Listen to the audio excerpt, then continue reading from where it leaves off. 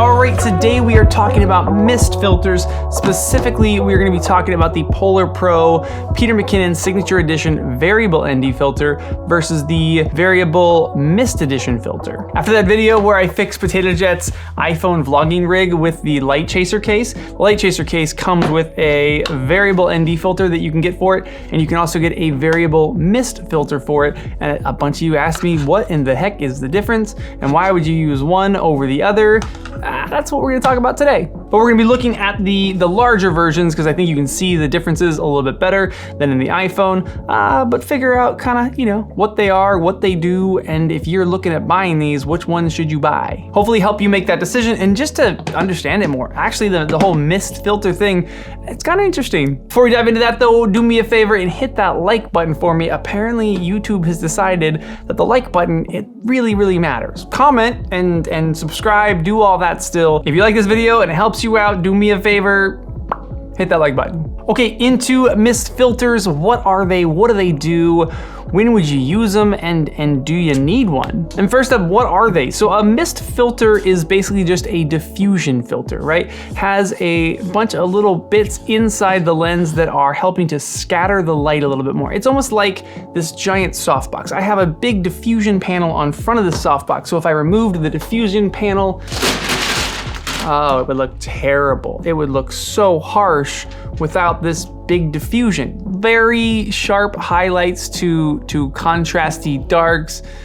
Not ideal. Hang on.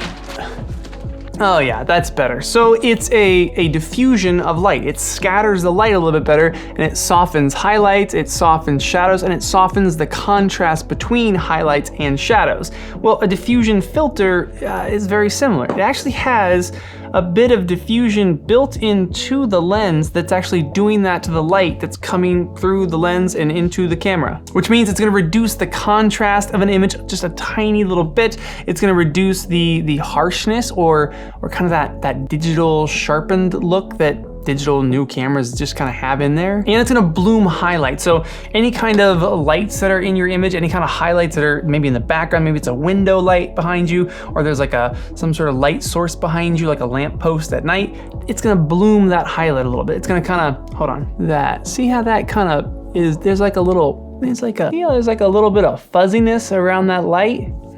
That is called halation. Very interesting. And halation it's just that amount of bloom around a light. And a diffusion filter is gonna expand that bloom a little bit. It's also gonna kind of create almost like a Gaussian blur effect at the stronger level. So you wanna be careful not to use too much diffusion, otherwise everything looks like a 1970s dream sequence. But really what you're doing is you're using a diffusion filter to, one, make people look a little better because it actually softens out skin tones, because if there's fine lines, things like that, they don't appear so harsh, they're a bit softer. But two, it kind of just gives your image a more filmic look, or rather it reduces a bit of that digital sharpness, that kind of harshness that you can get in newer, sharper cameras. These new lenses are so sharp, and sometimes they're too sharp. You look at real life and you go, real life isn't that sharp. Things look sharp, but they don't look crispy. This takes away some of that crispiness in your video footage or photos, whatever you prefer. Like I mentioned, mist filters or diffusion filters, they come in all sorts of different strengths. You might see them as strengths like 1/8 or 1/4 or half or 1 or 3 or 5. Those are very strong mist filters. With Polar Pro, they say they have a mist and they have a heavy mist, but also brands like Moment. Moment has their Cinebloom filters. Cinebloom come in 10% and 20%. I would put 1/8 Cinebloom's 10% and Polar Pro's mist all kind of at the same level, and then 1/4 Cinebloom 20% and Polar Pro Heavy kind of all the same level also. So I think that the mist or the diffusion in this lens is really similar to an 1/8 Pro Mist filter or a Moment Cinebloom 10% filter. So subtle, but not distracting to the image, which is what I prefer. That's actually how I like any effect that I'm using on a video or my photos to look. Anything that I'm doing to the image, I wanna be so subtle to where someone's looking at my film or looking at my photos and they're pulled into the moment of what's actually happening or the story of a film and they're not sitting there going, oh, look what he did. He did a cool effect. I think as soon as an effect becomes noticeable to the point where it catches your eye, I think you've lost the purpose of using that effect. So what Polar Pro did with these mist filters, these mist variable ND filters, is they put those two together. They took a variable ND filter and a diffusion filter, mist filter, and they put them into one filter, which is super helpful because in the past you would filter stack, right? You would take maybe a mist filter and put that on first and then a variable ND filter over top of that. And then by putting those layers of glass on there, you get some really weird stuff with light refraction kind of bouncing between that glass. And by putting it in one, you don't get any of that. And variable ND filters in general always just break my brain. How does it do that? Look, it's light. No, it's dark. No, I'm just... Look at that. That is so cool. Yeah, variable ND filters break my brain. So quickly, let's just check out these filters because there is one really cool thing. If you have the Series 1 or the first edition of these variable ND filters, then there's one big change in kind of the physical way that these work. The first edition came in these nice cases. You would open the case like that. You would get the filter inside of a lens cap, which is pretty slick. And then you would just take that and you would pop it on your camera, shiggy dingy dingy, and then you would pull off this Defender series cap, or Defender, I think it's called Defender. This rubber cap, you pop that off. And then you were left with a case and a cap that you would, put in your bag or something like that. Usually, actually, I would put this case back in my bag and then I would keep this in my pocket so that between shoots, between scenes, between things, I could just pop that back on and I would have a lens cap. But with Series 2, what they did here was instead of giving you this big case like this, they give you a case and a filter in one. So what you do is you take this rear piece and you unscrew it, and then the rear piece comes around to the front and actually just twists into place and locks on the front. Then you take the whole thing and you screw it onto your lens like so, and then you pull off this, and now you just have one piece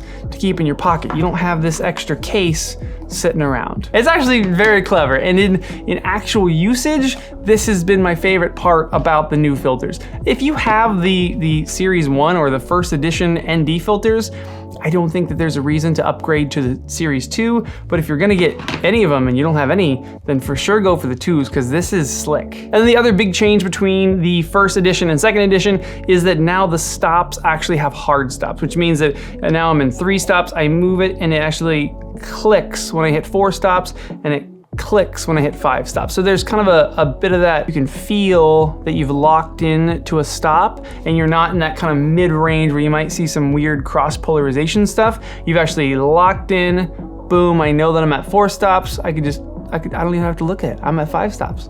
Now I'm at 4. Now I'm at 3.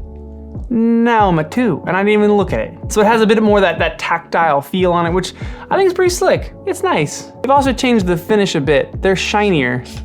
I don't know why. Oh, don't do that. What I just did, don't do that. Take the filter cap bit, put it on there, and take off your filter like this, and keep your hand underneath it because sometimes you drop it. And then you just pop off this bit from the back, you flip it around, you put it back on the front, and boom, the whole thing is back in the case like that. Very clever. Okay, so let's try a few side by side. So right now we're gonna use this with no filter right now. Again, I'm gonna take this flashlight. Let's look at what a flashlight looks like with and without the filter.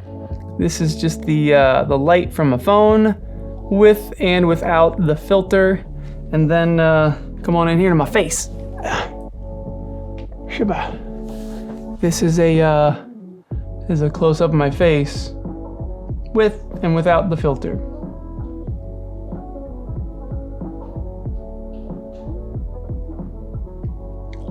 Do I look prettier with the filter? See those wrinkles on my forehead? How do those look without the filter and with the filter? So again, you can see that the effect is subtle. It's a very subtle effect when you're at the mist level. When you move up to the heavy mist, which I don't have from them, they don't actually make it in this kind of edition. They make it in the big one for like the base camp model. But when you move up to the heavy mist, you can really see that effect. So which one should you buy? Which one would you get?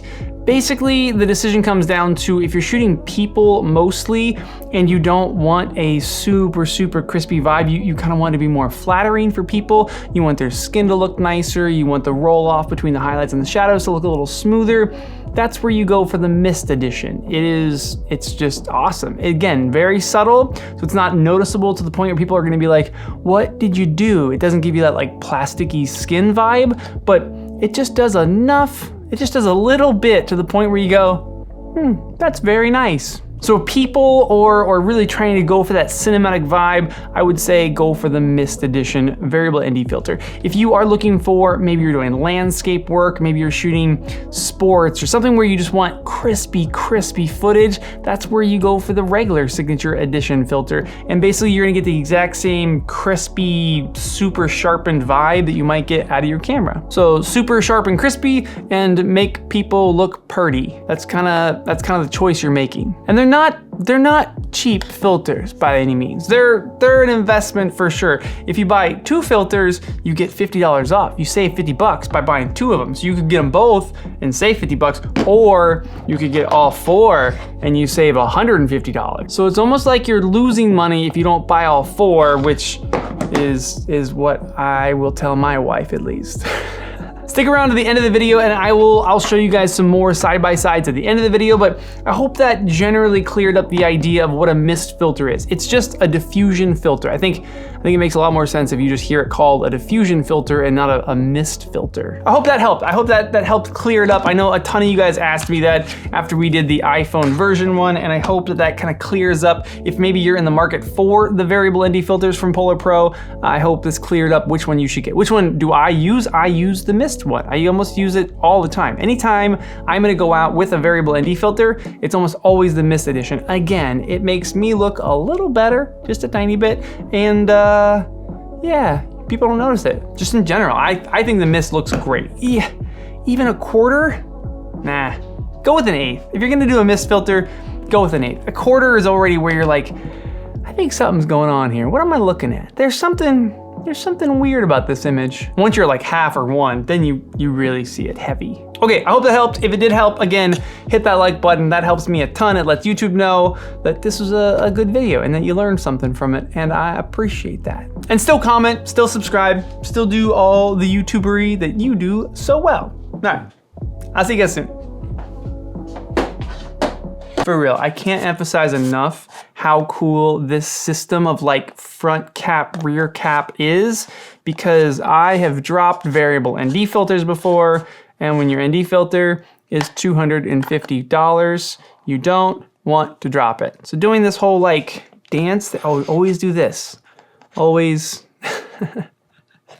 always mind the stepchildren. Huh?